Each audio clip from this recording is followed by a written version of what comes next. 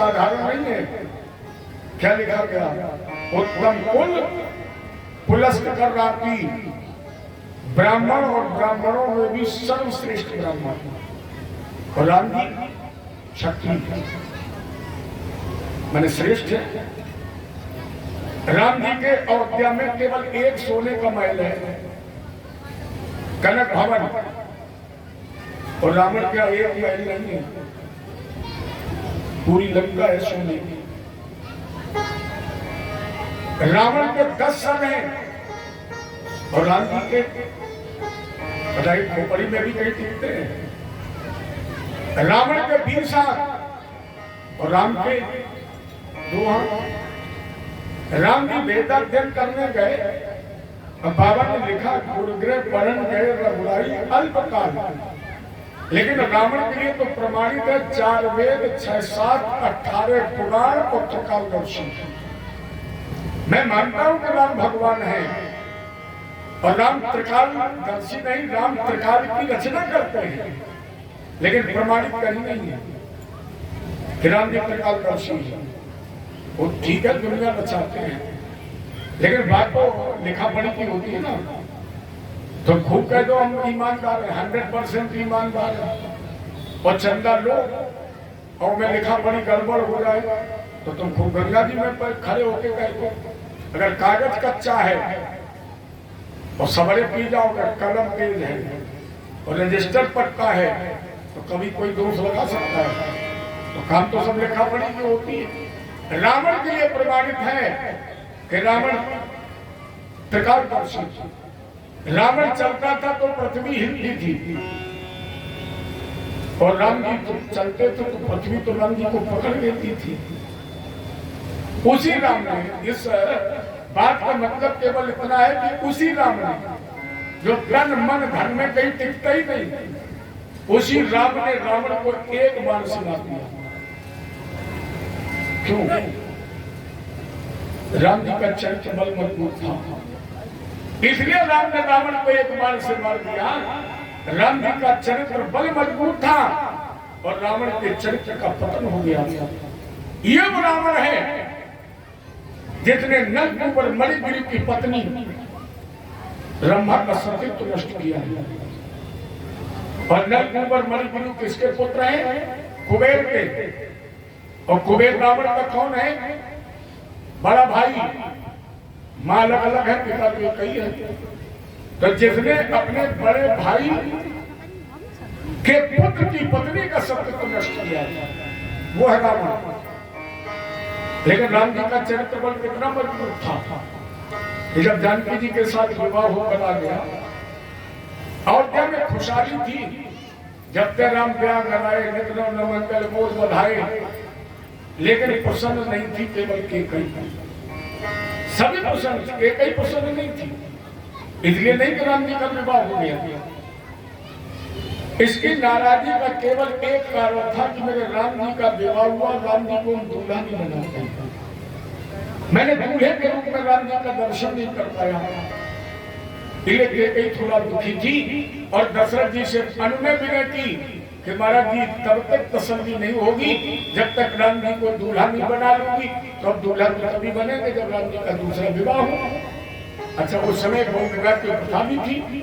साधारण राजा दशरथ के कितनी पत्नियां थी? तो अब दशरथ जी कहां रोक सकते? परिणाम स्वरूप कैकेयी ने घोषणा कर दी कि राम का पुनर्विवाह होगा, दूसरा विवाह करूंगा, दूल्हा बनाऊंगा, जामा पहनाऊंगा, महल बांधूंगा। तैयारियां हो गई, लड़की देखी जाने लगी, रिश्ते आने लगे। एक दिन मैया जानकी जी को पता लग गया। राम जी ने प्रणाम किया, राघव मैं आपके वंश परंपरा के रीत रिवाज का विरोध नहीं करती। आपके परिवार में, आपके खानदान में पीढ़ी दर पीढ़ी बहु विवाह की प्रथा थी है, इसलिए आप उस प्रथा का निर्वहन करें, मुझे कोई विरोध नहीं।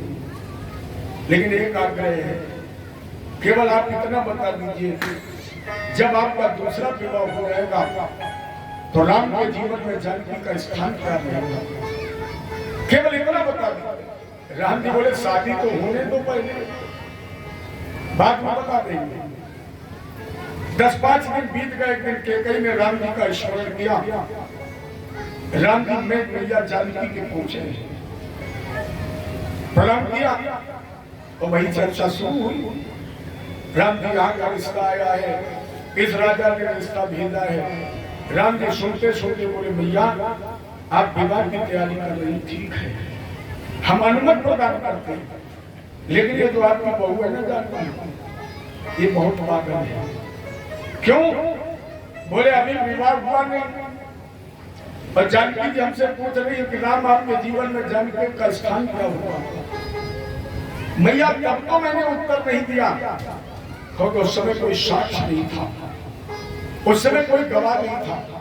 इसलिए आज हम जानकी जी तुम्हारे प्रश्न का उत्तर देने जा रहे हैं कि अगर राम का दूसरा विवाह हो जाएगा तो राम के जीवन में जानकी का स्थान क्या होगा, ये आज हम तुम्हें उत्तर देने जा रहे हैं। और भगवान राम ने मैया कैकेयी के चरण पकड़े और कहा माँ हम आपको साक्षी मान करके ये शपथ लेते हैं कि राम के जीवन में एक ही जानकी थी, एक ही जानकी है और एक ही जानकी रहेगी। यानी वही रावण को मार सकता है, रावण को वही मार सकता है जिसके जीवन में एक जानकी हो। अर्थात अगर मनुष्य के चरित्र का बल खत्म हो गया, याद रखना पुरुषार्थ से सब कुछ पैदा कर सकते हैं, धन मन धन पुत्र पिता परिवार सब कुछ पैदा हो सकता है, लेकिन अगर चरित्र आपका चला गया तो ये दोबारा पैदा नहीं हो सकता है। और मैंने तो एक दिन और निवेदन किया, पर नारी पैनी छुरी 3 ठौर पर खाए, पर स्त्री 3 जगह से नागिन बन करके खाती है और उसमें पहला धन हरे और मरे तो नरक ले जाए, ये 3 ठोक तो खाती। वैष्णव भी बेचैन और ये जो चोरी को कहते हैं। अच्छा आप लोग बताना, आज तक डाकू कभी आपको लखपति बनते मिला है?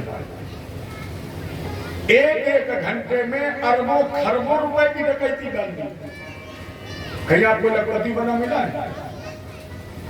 और 10-5 लड़कियों की शादी करने वाला, जिनके घर में दाने नहीं, 7 लड़कियां पैदा हो गई, मोहल्ले के लोगों का कैसे विवाह करेगा?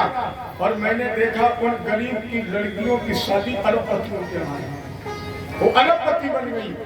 माने लड़की का विवाह करने वाला, कथा भागवत यज्ञ कराने वाला, मंदिर निर्माण कराने वाला कभी भिखारी नहीं बन सकता है, और चोरी डकैती कत्ल करने वाला कभी अरबपति नहीं बन सकता है, कभी लखपति नहीं बनेगा। उसके तो किसी न किसी की गोली पर नाम लिखी जाता है। इसलिए कभी भी आपके चरित्र का पतन ना हो और कभी किसी का हक मत खाए। ये चाहिए खाते हो, आपने किसी की बेईमानी कर ली, लेकिन बताइए अगर बेईमानी की इसके बाद चैन मिलता है? 24 घंटे उसकी याद आएगी, तो ये बेचैन ही करता है। ये 4 महाविभूषण है। रुक्मी ने पहला विभूषण वही अनुरुद्ध के विवाह में जुआ खेला गया। रुक्मी ने पास से गलत किया, बलराम तो हार गए, हम जीत गए। अब बलराम का बड़ा एहसान वाला मनुष्य है। रुक्मी के रथ में रुक्मी ये बना था, रुक्मिणी और कृष्ण के रथ में तब हमने बंधन मुक्त कराया और मेरा ही अपमान करता है। बलराम जी ने वही रुक्मी का वध कर दिया, बरात में करके वापस आ गए। इसी अनुरुद्ध का दूसरा विवाह बाणासुर की पुत्री उषा जी के साथ हुआ। हालांकि इसमें जो भगवान कृष्ण बाणासुर का ये दुआ है, बाणशक्तमयामुखा मुबके में युद्धमा। महाराज जी बाणासुर और उषा कौन है? युद्ध क्यों हुआ? सुखदेव जी बोले बाणशपुत्र सतस ज्येष्ठे बले राशिल महात्मना। दैत्यराज बलि के सबसे बड़े पुत्र का नाम बाणासुर। शंकर जी की तपस्या की 12 वर्ष। अब सबसे सरल है, प्रकट हो गए, प्रसन्न हो गए का बेटा बलवान। 1200 का 1000 हाथ। शंकर जी ने कहा हाथों का क्या करोगे? 1200 का गुरु जी मान लो कभी कभी चेला में किसी राजा ने चढ़ाई कर दी तो एक ही बार में 500 हाथ का घरों तो 500 हाथ में बांट। शंकर जी ने विचार नहीं किया, बोले तथा और बेटा मांग लो। अरे तो आंख बंद करके देते और मांगो। 1200 ने कहा आप मेरे नगर के रक्षक बन जाओ, पहले राजा। अरे अब जिसकी पीठ पर महाकाल का हाथ हो, काल भी उसका कुछ कर सकता है। जिस पर भोलेनाथ का हाथ हो जाए उसका बाल बाका तो हो नहीं सकता है। और फिर चेला के 1000 हाथ हो, शंकर की रक्षक और 1000 हाथ को आस जगमा है जगमा प्रभुता पाए कार्य मद नाम गए जहाँ व्यक्ति नाभिचार का वही कर रहा है।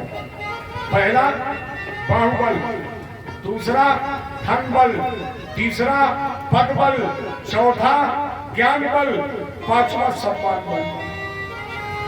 दिन तो सभी लोग जानते हैं।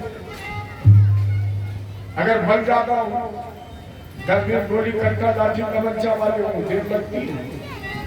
जरा सी पड़ोसी के बात में बोले चलो तो ये अभिमान है। धन ज्यादा हो तो बोले यहाँ नहीं सुप्रीम कोर्ट तक चलो। पद बड़ा मिल जाए, बनना कहीं चपरासी से लेखपाल डीएम सम्मान में भी अभिमान है। जिस सम्मान के आप हकदार ना हो और लोग आपको वो सम्मान दे दे, आपको अभिमान आ जाएगा। पूछोगे पंडित जी प्रमाण, महाराष्ट्र गोपियों को अभिमान आ जाएगा। भगवान बोले स्वागतम वो महाभागा प्रियम किम करिवान। आइए अपना गोपियों। अरे भगवान कृष्ण ने गोपियों को प्राण पी कहकर बुलाया, गोपियों को अभिमान आ गया, बोले कृष्ण हमारे अधीन है। और ज्ञान में का अभिमान है। मुझे अपना प्रसंग सुना, प्रश्नी नाम प्रवरो मंत्री कृष्ण दयिता सखा। उधर ज्ञान का अभिमान आ गया। तो ज्ञान में भी अभिमान, जैसे कोई बहुत रामायण पढ़ता हो, कोई अच्छा कीर्तन गाता हो, अच्छी पूजा करता हो, और उससे तुम कह दो शाला में कथा हो रही चलो तो जाए भले, लेकिन पहले वो यही टिक्का करेगा। क्या करेगा कि पंडित जी क्या कहते हो? तो रोज हम पढ़ते हैं। अगर तुम उतनी रोज पढ़ते हो तो कौन सा तीर मार लिया? लेकिन उसका अभिमान बोलता क्यों मंदिर में जाए तो 3 घंटे ही रामायण पढ़ते। और व्यक्ति के इसी अभिमान के द्वारा पतन होता है। तो 1200 को भी अभिमान आ गया, कोई लड़ने वाला नहीं मिला। भोलेनाथ के पास पहुंचा, गुरु जी शंकर जी ने कहा, शंकर जी से 1200 का हाथ वापस लो। खाम 1 कुंटल का वजन टांगे घूम गए। शंकर जी ने कहा मतलब? बोले गुरु जी लड़ने वाला तो कोई मिला ही नहीं। ऐसा करो या तो लड़ने वाला बताओ, और लड़ने वाला ना मिला तो मैं गुरु जी चलो खेत में हमारी तुम्हारी दूसरी हाथ हो जाए। शंकर जी ने कहा बेटा एक बात बताए, गुरु अपने शिष्य से कितना भी प्यार करे, कितना भी चाहे, सब कुछ दे दे, लेकिन चेला की एक ना एक नाव तो जेब में रखना ही, पता नहीं कब चेला की निगाह टेढ़ी हुई जाए। ये शिष्य से बचने के लिए गुरु के पास एक नाव हमेशा जेब में रहता है, रखना चाहिए, पता नहीं कब आगे चढ़ जाए। जैसे आप लोग जानते हैं शेर के गुरु कौन है? बिल्ली। रिश्ते में मौसी लगती है और दांव सिखाई। शेर को शिकार करना, सोना, दहाड़ना, एक एक दांव सिखा दिया और पीठ पर हाथ रखा, बोले जाओ बेटा हमने तुम्हें सारे मंत्र दे दिए। शेर बोला मौसी अब कुछ रहा तो नहीं? बिल्ली ने कहा नहीं, सारे दांव ने तुम्हें सिखा दिए, खेलो खाओ। तो एकदम शेर जान गया सारे दांव हमारे जेब में है, एकदम से दहाड़ा और जैसे बिल्ली की तरफ छलांग लगाई, पहुंच नहीं पाया तब तक बिल्ली सर से पेड़ी में चले गई। अब शेर नीचे से देख के रह गया। अब बोले मौसी ये दांव तो बताइए नहीं। बिल्ली बोली ये दांव में बता देती तब तो तुम बिस्कुट समझ के खा गए हो। अब तक हम तुम्हारे पेट में होती। कहने का मतलब गुरु अपने शिष्य को हर दांव देता है, लेकिन एक ना एक दांव देख के रखता है। पता नहीं चेला की निगाह कब चढ़ी हो जाए। ले जाओ ये झंडा लगा देना छत पर, जैसे झुक जाए समझ लेना तेरा लड़ने वाला आ रहा है। इसी की पुत्री का नाम था उषा, जिसने स्वप्न में एक शाम पर पुरुष का दर्शन किया और पति वरण कर दिया। अब पति को मनाया, इन्हें मैया पार्वती जी का श्राप लगा था। अचूक नगर के रक्षक थे। फिर शंकर जी ने नंदीश्वर से कहा जाओ देवी पार्वती जी से कहो सेवा में उपस्थित हो जाए। माता जी को आने में देर हो गई। इतनी देर में उषा ने पार्वती जी का रूप बना दिया। शिव की सेवा में प्रस्तुत होने जा रही थी। उसी समय मैया पार्वती आ गई। अरे पत्नी अभी तो तुम्हारे पिता ने विवाह के विषय में विचार भी नहीं किया और तुम्हारे मन में पति की सेवा का भाव आ गया। ये मेरा श्राप कि तुम्हारे पति की चर्चा बाद में होगी और तुम्हें पति की सेवा करने का गौरव पहले मिल जाएगा और तुम्हारे पिता को तब पता लगेगा जब उस स्वप्न दृष्टा पति से तुम 4 मास की गर्भवती हो जाओगे। इसी श्राप में उषा ने स्वप्न में दर्शन किया। जब सुबह आंख खुली स्वप्न टूट गया। इनकी एक शैली थी चित्रलेखा। बाणस मंत्री कुंभांड चित्रलेखा चतुश्रुता। 1200 का मंत्री कुंभांड, पुत्री का नाम चित्रलेखा। सुबह पहुंची दुखी थी। कारण उषा जी का दृष्टा कश्चिन नरा स्वप्न। बहना मैंने स्वप्न देखा और उस स्वप्न में सुंदर अद्वितीय पुरुष का दर्शन किया। चित्रलेखा ने कहा तुम्हें पता मैं चित्रकार हूँ, दीवार पर चित्र बना रहा जैसे पति का बन जाए बता देना। तो गंधर्वों के, यक्षों के, नागों के हर चित्र को देखा। उषा ने कहा ये नहीं। मृत लोक में आई थे सोचा सबसे ज्यादा सुंदर है कृष्ण, लेकिन कन्हैया जी का चित्र बनाया। उषा ने कहा ये नहीं। लेकिन इसे देख करके लग रहा है कि कम उस परिवार में प्रवेश कर चुकी। कन्हैया का चित्र हटाया, प्रद्युम्न जी का चित्र बना, थोड़ा घूंघट कर लिया। उषा ने पूछा ये चित्रलेखा ने पूछा यही है? चित्रलेखा ने कहा ये या तो मेरे पति का पिता है या पति का बड़ा भाई है। तो चित्रलेखा ने प्रद्युम्न जी का चित्र बना दिया और अनिरुद्ध जी का चित्र बनाया। सखी ऐसी कला सूरत मूरत भव और इसी तरह चित चोर भूले आना कर्तव्य। कितनी सुंदर तुम्हारी कला है। चित्रलेखा ने योगी का रूप बना दिया, क्योंकि जानती है कन्हैया की द्वारका की रक्षा सुदर्शन और गरुड़। लेकिन कृष्ण का आदेश है ब्राह्मण संत और योगी को मत रोक लेना, क्योंकि जय विजय ने रोक लिया तो 3 जन्म राक्षस बने। इसलिए ने योगी का रूप बनाया। और नारद जी ने सोचा ये जा तो रही है लेकिन बनावटी भेष बनाई और अगर कहीं पहचान ली गई तो मार दी जाएगी। नारद जी ने कहा तुम पीछे, हम आ गए। चित्रलेखा को पीछे कर लिया। महात्मा के रूप में एक महात्मा आ गया। नारद जी को गरुड़ ने प्रणाम किया, सुदर्शन ने प्रणाम किया। नारद जी ने कहा बेटा कुशल मंगल? बोले हाँ। भजन कब से नहीं किया? गरुड़ बोले बाबा हमको भजन नहीं कर रहे। अरे कृष्ण का आदेश है नगर की रक्षा करो, नगर की रक्षा करना ही तो भजन है। नारद जी ने कहा भगवान जब अपने से किसी को दूर करते हैं यही व्यवस्था देते हैं। देखो भगवान की तो बड़ी विलक्षण गति है। जैसे राम जी का एक नियम था एक रजिस्टर बनाए थे जिसमें रोज कुछ ना कुछ लिखते थे। अरे सबसे नजदीक रहते थे हनुमान जी। नारद जी ने पूछा, भैया एक बात बताओ, राम जी सुबह दैनंदिनी भरते हैं, रजिस्टर भरते हैं, इसमें क्या लिखते हैं? हनुमान जी ने कभी देखा ही नहीं। अरे वो हमारे स्वामी, हमें क्या लेना देना कि वो क्या हिसाब किताब करते हैं? नारद जी ने हल्की फुल्की जानकारी तो होगी। हनुमान जी ने कहा नहीं बाबा आप जाइए। नारद जी गए, प्रणाम किया, बोले प्रभु ये बताओ रजिस्टर में क्या लिखते हो? भगवान में तुम्हें क्या लेना देना? नारद जी ने कहा नहीं, आप बताइए आप रजिस्टर में क्या लिखते हैं? भगवान ने कहा भक्तों के नाम। हम रजिस्टर में रोज अपने भक्तों के नाम लिखते हैं। कहा तो मुझे नाम दिखाओ।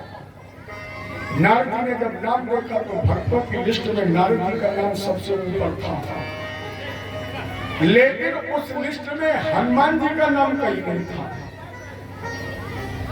सबका नाम था, हनुमान जी का नाम नहीं था।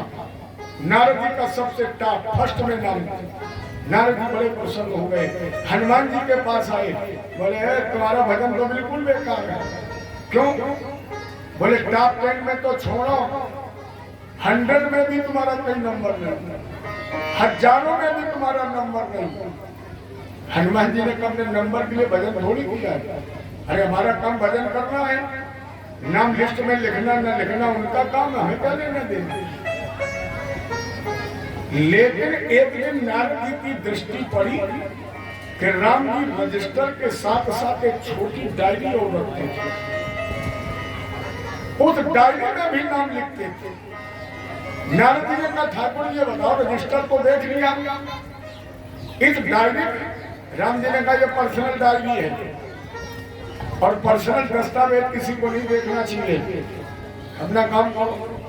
नारद जी ने कहा देखो भक्त भगवान के बीच में पर्सनल कुछ नहीं हो सकता है, इसलिए आप छोटी वाली डायरी दिखाओ। राम जी ने कहा नहीं, नारद जी ने कहा दिखानी पड़ेगी। राम जी ने जिस समय वो छोटी वाली डायरी निकाली तो उसमें लिखा हुआ था राम जिसका भक्त है उनकी लिस्ट है। एक रजिस्टर में भक्तों के नाम थे, लेकिन छोटी वाली डायरी में उनके नाम थे जिनका राम जी चिंतन करते थे। और उसमें सबसे पहला नाम हनुमान जी का था, सबसे पहला हनुमान जी का नाम था। माने भक्त भगवान का चिंतन करता है, उसका रजिस्टर अलग है।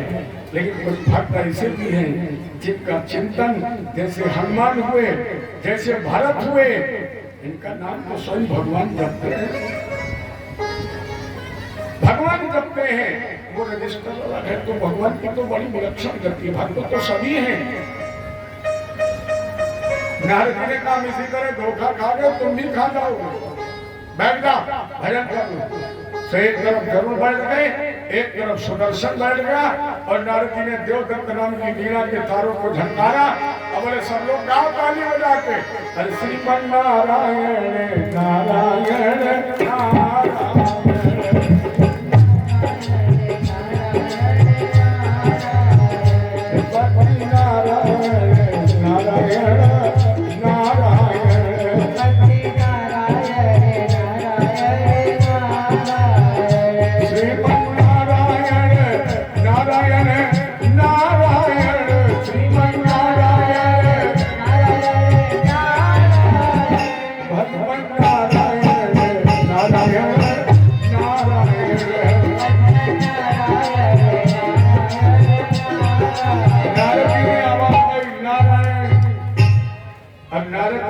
गाने बजाने वाला करुण और सुदर्शन दोनों समाधि में चले गए, आगे बंद हो गई।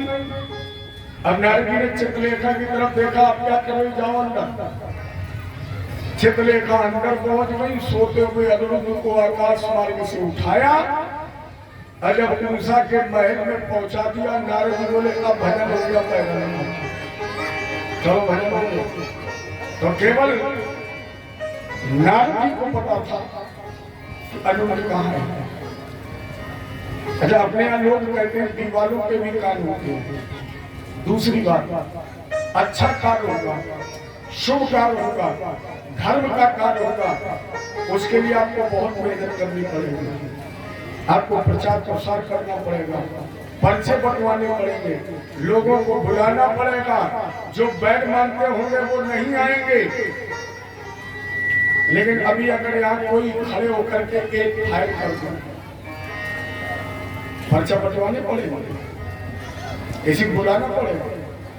मैंने कथा कराओ, मंदिर बनवाओ, भंडारा कराओ, संत सम्मेलन सत्संग कराओ, पीले पर्चे बंटवाओ, लोगों को मनाओ, लोगों को बुलाओ, और फिर भी शायद आपके विरोधी में ही 2-4 लोग पूछेंगे कथा हो गई, हमें पता ही नहीं लगा। अच्छा, लोग ये कब पूछते हैं कथा कब समाप्त? कल मैं गया थे दत्ता लोगों का ये बताओ महाराज भंडारा कब है? लेकिन अगर वो फायर हो जाए तो मेरी समझ में पूरे इटावा जिले की फोर्स, दैनिक जागरण, अमर उजाला के पत्रकार और जिन्हें साल में तुम मुंह नहीं देखो, उन्हीं पहले कहा चल गई। तो अधर्म और अनीति के प्रचार प्रसार में विलंब नहीं होता है। ये अब अनैतिक कार्य जितने भी होंगे इनकी तो अपने आप हवा चल जाएगी चारों तरफ, और जितने धर्म के कार्य अच्छे कार्य होंगे इनके प्रचार प्रसार की जरूरत होगी। प्रणाम स्वरूप बालक ने अनुरोध से लड़ते लड़ते अनुरोध को बंदी बना लिया, और जब अनुरोध बंदी बन गए तो नारद जी ने जाकर के बताया कन्हैया को अपस्ताम च अनुरुद्धम तद बंधूनाम च भारत। तो भगवान कृष्ण ने 5 शंकर ध्वनि की, चतुरंगनी सेना तैयार की और आक्रमण कर दिया सोनपुर पर। बालकों ने झंडा देकर जोड़ दिया। इतनी सेना आ गई कि सूर्य का प्रकाशित दिन में पृथ्वी पर आना बंद हो गया। तो भागा भोलेनाथ त्राहिमाम रक्षा करो, और शंकर जी ने मन में सोच कर बेटा तो दिन भूल गए जब हाथों में खोजनी पड़ी थी। अबे तो लड़ो नहीं, काल ठोक रहे थे, अब लड़ लो, आ गया गुरु, करया बेटा तो हाथ। 12 सोलह का ठाकुर जी हिम्मत नहीं है। ये बताइए भोलेनाथ, अरे नमामि शमीशान निर्वाण रूपम विभुम व्यापकम ब्रह्म वेदस्य।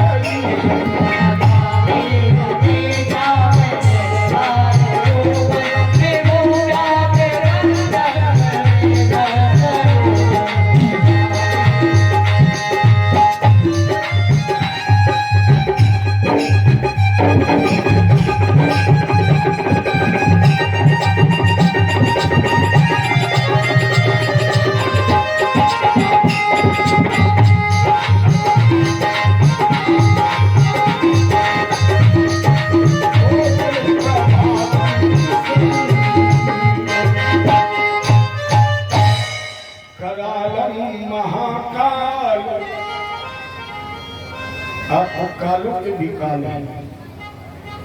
देखो शंकर जी के दो विशेष नाम हैं, जैसे